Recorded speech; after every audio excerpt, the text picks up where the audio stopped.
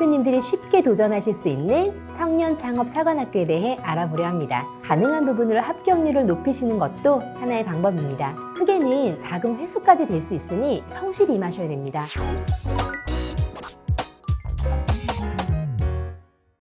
안녕하세요. SMB 대표 김지혜입니다. 이번 시간에는 내년 상반기에 있을 여러 지원 사업 중에서 청년 대표님들이 쉽게 도전하실 수 있는 청년 창업 사관학교에 대해 알아보려 합니다.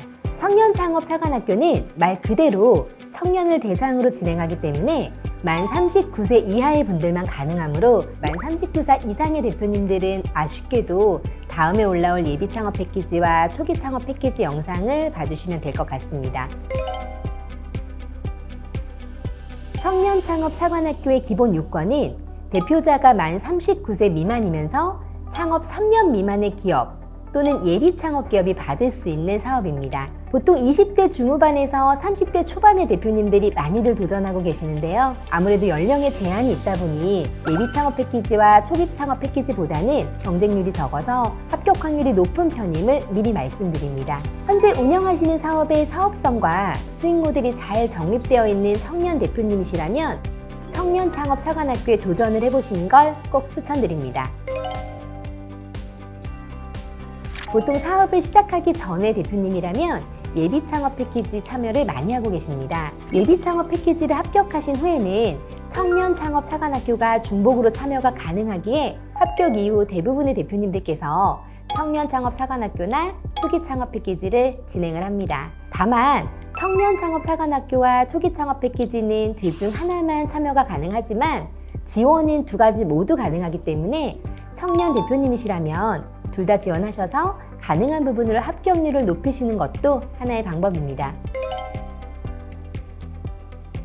청년 창업 사관학교는 교육이 중점이기에 청년 창업 사관학교에 입주하는 입소와 자체 사업장에서 활동을 수행하는 준 입소에 따라 다르지만 최종 선정자는 주기적으로 필수 교육 및 코칭을 이수하여야 합니다. 물론 사업가를 육성하는 프로그램이다 보니 대표님들께 도움은 많이 되지만 사업을 운영하시면서 같이 진행하시기에는 시간적인 여유 등 여러 부분에서 어려운 점이 있을 수 있으니 사업의 방향성을 잘 고려하셔서 진행하시길 참고 부탁드립니다. 그러나 청년 창업 사관학교는 입소자들의 커뮤니티와 교육을 통해서 사업을 운영하는 데 정말 큰 도움이 되실 거라는 점 잊지 말고 진행하시면 좋을 것 같습니다.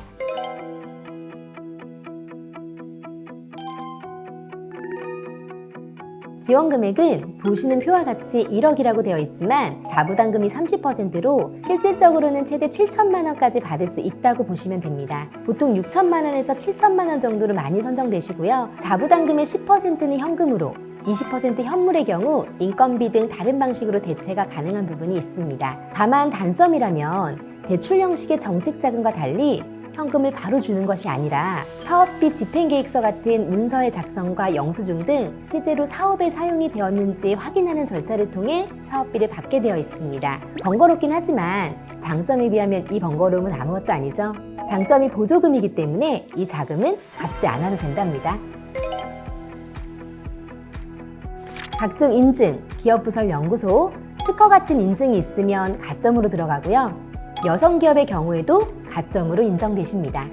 또한 사회적 기업, 투자 유치 실적이 있는 기업도 가점에 해당이 됩니다. 그리고 가장 중요한 한 가지, 청년 창업 사관학교에 참여하시려면 창업기업 확인서가 반드시 필요합니다. 그렇기 때문에 대표님이 운영하시는 사업이 창업으로 인정받을 수 있는지의 요건부터 꼭 살피셔야 합니다. 이 외에도 지역별로 주력 사업이나 특성화 분야 같이 별도로 우대해주는 사항도 있습니다. 자료와 같이 해마다 조금씩 변경이 되지만 본인 사업장에 맞는 지역에서 우대받을 수 있는 사업인지도 확인해 보시기 바랍니다. 일단 내 사업의 스토리를 잘 만드셔야 합니다. 처음으로 중요하게 보여지는 것이 창업의 동기입니다. 사업을 시작하게 된 동기에서 대표님의 사업 의지와 사업 관련 경력이 나타나기 때문에 이 부분을 잘 설명하는 것이 중요합니다.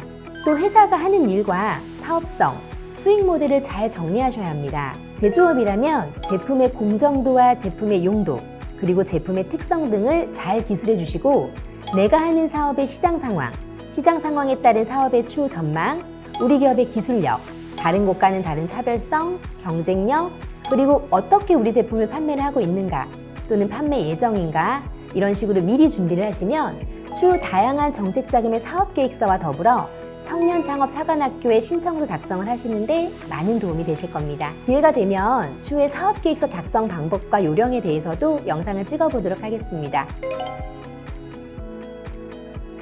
네, 문제가 됩니다.